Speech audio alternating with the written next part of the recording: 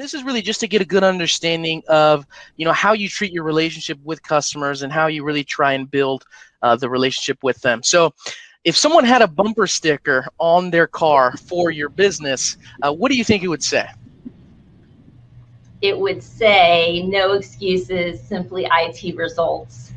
And that's because, metrics are just a part of our culture, always have been. We're engineers, we're very process oriented, and we want to make sure we're doing all the right things.